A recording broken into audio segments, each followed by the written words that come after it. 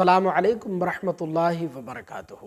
2026 में अगर आप क़ुरबानी करना चाहते हैं और उसके लिए जानवर तलाश रहे हैं तो जानवर ख़रीदने से पहले ये वीडियो एक बार लाजमी देख लीजिएगा, क्योंकि इसमें हमने आपको बताया कि जानवर ख़रीदने से पहले ये 9 ऐब क़ुरबानी के जानवर में ज़रूर चेक कर लें।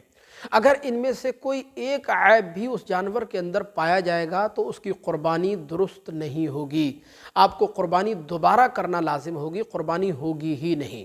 तो क़ुरबानी का जानवर ख़रीदने से पहले अच्छी तरह चेक कर लीजिए कि इन 9 ऐबों में से कोई भी एक ऐब क़ुरबानी के जानवर के अंदर नहीं होना चाहिए, वरना आपकी क़ुरबानी या तो होगी ही नहीं या फिर मकरूह और नापसंदीदा होगी।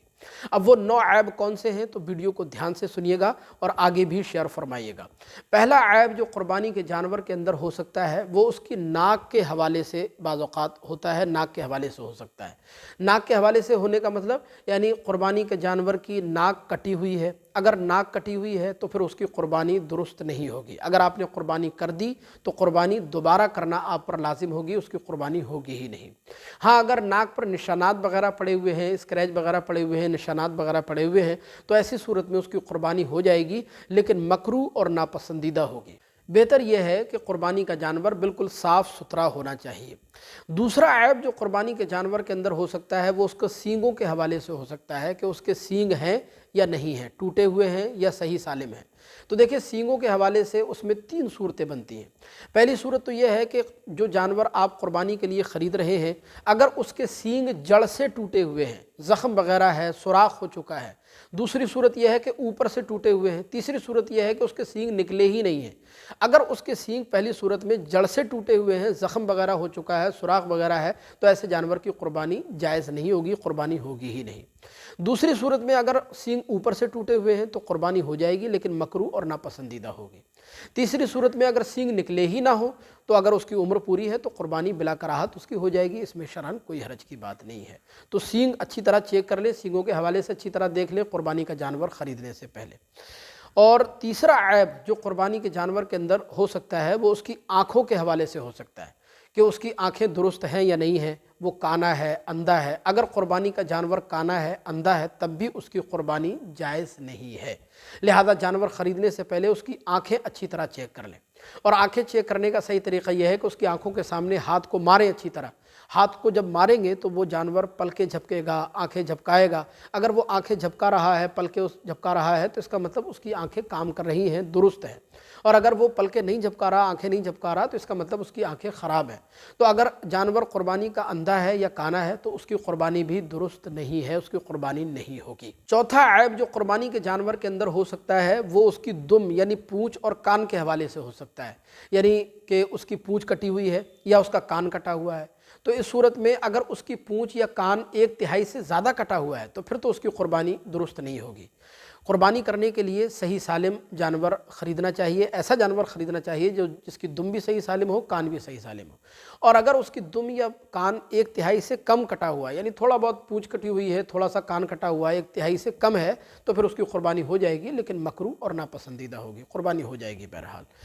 तो और पाँचवा जो ऐब है क़ुरबानी के जानवर के अंदर वो उसके थनों के हवाले से हो सकता है। अगर आपने क़ुरबानी के लिए मादा जानवर ख़रीदा है, जैसे भैंस वगैरह ख़रीदा है या बकरी वगैरह ख़रीदी है, तो उसके थनों को आप अच्छी तरह चेक कर लें कि थन उसके सही सालिम हैं या नहीं है। अगर बड़े जानवर में यानी भैंस वगैरह में उसके 2 थन खुश्क हो चुके हों, ख़राब हो चुके हों, 2 थन ठीक हों, 2 थन ख़राब हों, खुश्क हो चुके हों, दूध के काबिल ना हो, तो फिर ऐसे जानवर की क़ुरबानी भी दुरुस्त नहीं होगी। इसी तरह अगर बकरी है, उसका 1 थन ख़राब है, 1 थन सही है, तो 1 थन ख़राब है, अगर वो दूध के काबिल नहीं है, बिल्कुल खुश्क हो चुका है, सूख चुका है, तब भी उसकी क़ुरबानी दुरुस्त नहीं होगी। हाँ, अगर बड़े जानवर में उसके 4 थन होते हैं, अगर 1 थन ख़राब है, 3 थन उसके जो है वो सही सालिम है, तो उसकी क़ुरबानी हो जाएगी, लेकिन मकरूह और नापसंदीदा होगी। तो क़ुरबानी का जानवर ख़रीदने से पहले उसके थनों को भी आप अच्छी तरह चेक कर लें अगर मादा जानवर ख़रीद रहे हैं तो। छठा जो ऐब है क़ुरबानी के जानवर के अंदर वो ये हो सकता है उसके पैरों के हवाले से कि अगर उसका एक भी पाँव कटा हुआ है, पैरों से वो ख़राब है, एक पाँव उसका कटा हुआ है, तब भी वो क़ुरबानी के काबिल नहीं है, उसकी क़ुरबानी नहीं हो सकती। यानी वो चलने फिरने के काबिल नहीं है, चलकर क़ुरबान गाह की तरफ नहीं जा सकता, तो उसकी क़ुरबानी जायज़ नहीं है। इसी तरह अगर उसके चारों हाथ पाँव जो हैं वो तो सही सालिम है, وہ تو ٹھیک ہے، لیکن پھر بھی کوئی اور پرابلم ہے اس کو کہ وہ چل نہیں سکتا یا تھوڑا سا چلتا ہے پھر گر جاتا ہے اور خود چل کر وہ قربان گاہ کی طرف بھی نہیں جا سکتا، تب بھی اس کی قربانی جائز نہیں ہے۔ قربانی کرنے کے لیے ایسا جانور ہو جو خود چل کر قربان گاہ کی طرف جا سکے۔ ہاں اگر پیر میں ہلکا پھلکا لنگ ہے جو بہت زیادہ بڑا کوئی نقص معلوم نہیں ہوتا ہے، ہلکا پھلکا لنگ ہے، وہ خود چل پھر رہا ہے، چلنے پھرنے میں کوئی دقت نہیں ہے، تو اس کی قربانی بہرحال ہو جائے گی۔ اور ساتواں جو عیب ہے جو قربانی کے جانور کے اندر ہو سکتا ہے وہ یہ کہ بعض لوگ سستے کے چکر میں قربانی کا جانور اتنا کمزور اور لاگر خرید لیتے ہیں کہ اس کی ہڈیوں میں گودا نہیں بچا ہوتا، اس کی ہڈیوں میں مغز وغیرہ نہیں ہوتا، تو ایسے جانور کی قربانی بھی درست نہیں ہوگی۔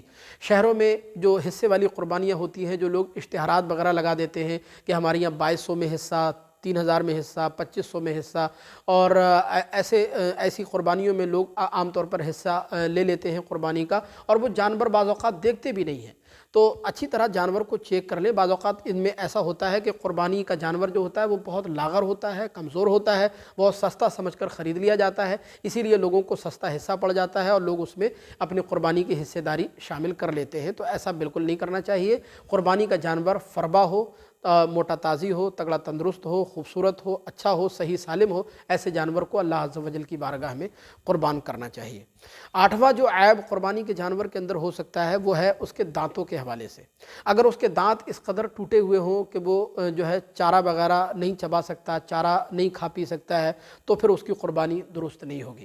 ہاں اگر ایک دو دانت اس کے ٹوٹے ہوئے ہیں لیکن وہ چارہ وغیرہ کھانے کے قابل ہے، چارہ کھا پی رہا ہے، اس کے کھانے پینے میں کوئی حرج کی بات نہیں ہے، کوئی مشکل پیش نہیں آ رہی، تو اس کی قربانی بہرحال ہو جائے گی، لیکن مکروہ اور ناپسندیدہ ہوگی۔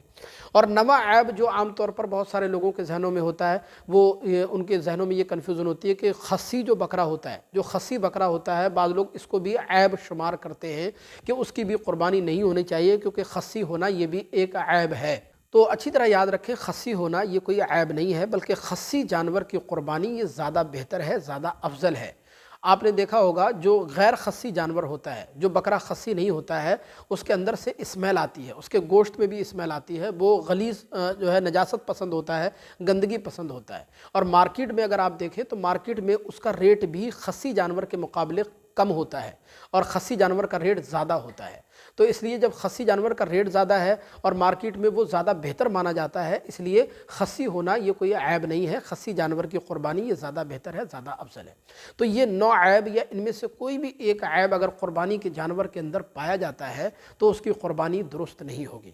2026 میں اگر آپ قربانی کرنا چاہتے ہیں، جانور خریدنا چاہتے ہیں، تو جانور خریدنے سے پہلے ان 9 عیبوں میں سے کوئی بھی ایک عیب اچھی طرح اس کو چیک کر لیجئے۔ کوئی بھی ایک عیب اس جانور کے اندر نہیں ہونا چاہیے، ورنہ نہ آپ کی قربانی یا تو آپ کی ہوگی ہی نہیں یا پھر قربانی مکروہ اور ناپسندیدہ ہوگی۔ اللہ عز و جل کی بارگاہ میں دعا ہے اللہ تبارک و تعالی ہم سب کو جو ہے مذہب اسلام کی صحیح سمجھ عطا فرمائے۔ آپ سے درخواست ہے کہ اسی طرح کے مسائل جاننے کے لیے چینل کو سبسکرائب کر کے ضرور رکھیے گا۔ السلام علیکم ورحمۃ اللہ۔